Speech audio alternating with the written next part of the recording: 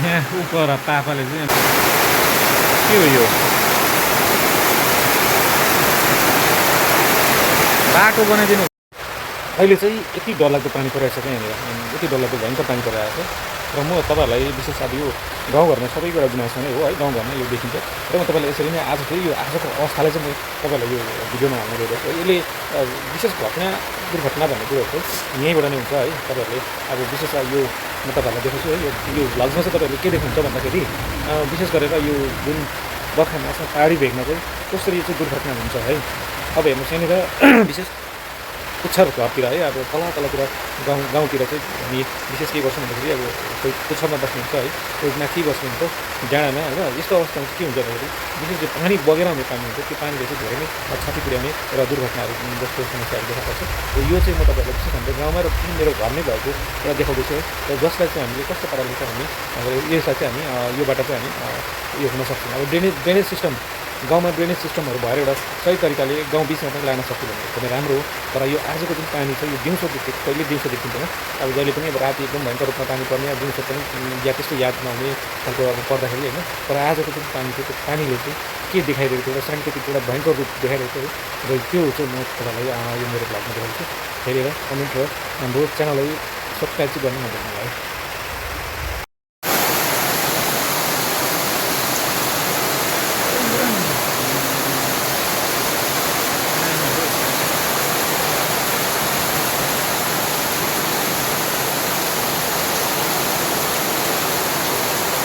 बर्बादै आज चाहिँ यो एकदमै दिउँसोको समयमा है। अब गाउँघरमा यस्तो छ, यति बेला कहाँ डुल्ने कहाँ जाने, तर पानीको अवस्था यस्तो छ, केही बिगार गर्ला जस्तो छ आज दिन चाहिँ।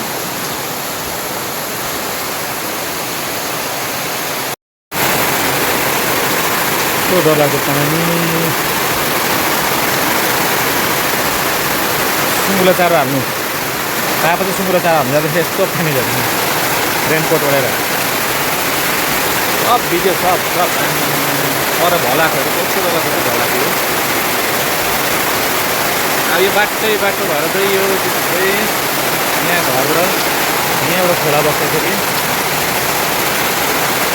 गाउँघरमा यस्तै छ। अबसम्म मौसम एकदम राम्रो थियो है, तर अब अहिले अचानक यो खालके भयो। अब यहाँ परेर के गर्नु भइरहेको थियो,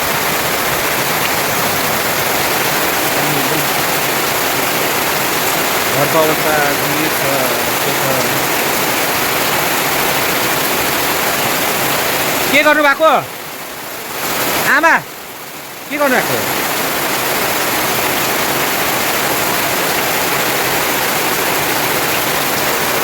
पानी जमेर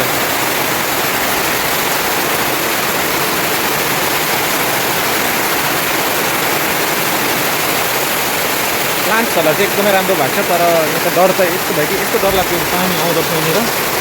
भल चाहिँ राति मात्रै देखेको, राति मात्रै थाहा भएको, तर दिनको त झोलै बग्छ यहाँनिर।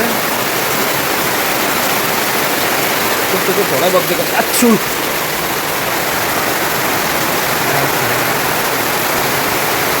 के हो यो बाटो बनाइदिनु हुँदैन, तर बाटो चाहिँ बाटै भएर आएको छ नि भलको चाहिँ भिजेर के गर्नु। के डरलाग्दो पानी माथि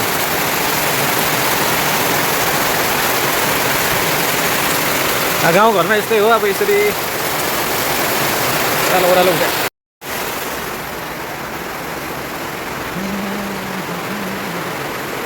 के गरेको तिमी चाहिँ मन्दिरमा?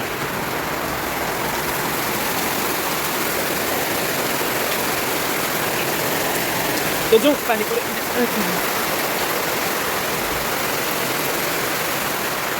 छ यहाँको मौसम। अँधेरो बत्ती गएर केही छैन, फेरि बत्ती गइरहेको छ हो, त्यो नअँधेरो छ, बाहिर तारिकेर होइन।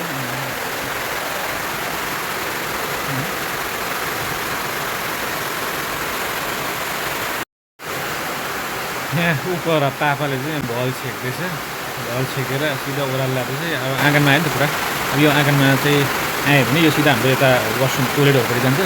त्यो मुनिपट्टि छैन जग्गा छ, खाली जग्गा छ। यो पहिरो जाने घर पहिला पनि पहिरो गइसक्यो त है, त्यस्तो अवस्थामा चाहिँ यहाँ बसिरहेको छ। अब बत्ती पनि छैन, अँध्यारो छ एकदमै यहाँनिर अहिले, शुद्ध एकदम। अब यो राति त भए थाहा नहुने हो, नदेख्ने हो, सबै भुसुम हुन्छ है। अब दिउँसो भएर आज टक्कै देखियो।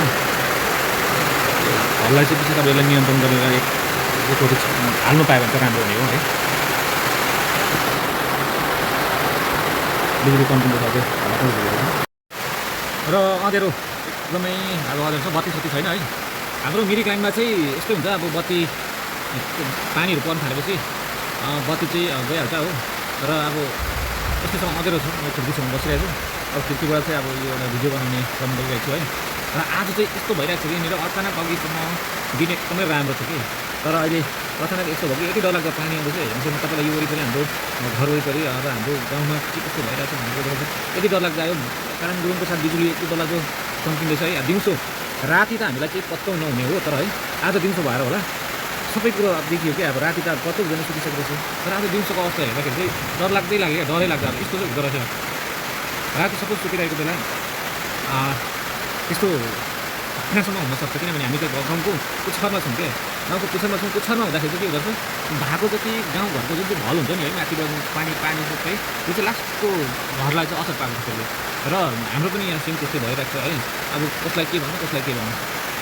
अब यहाँनिर यस्तो भइरहेको छ, यस्तो छ अवस्था। अनि बर्खामा सबैलाई भय हुन्छ है, र सबैहरू सुरक्षित बस्नु होला बर्खामा चाहिँ विशेष गरेर है। र यस्तो छ सबै।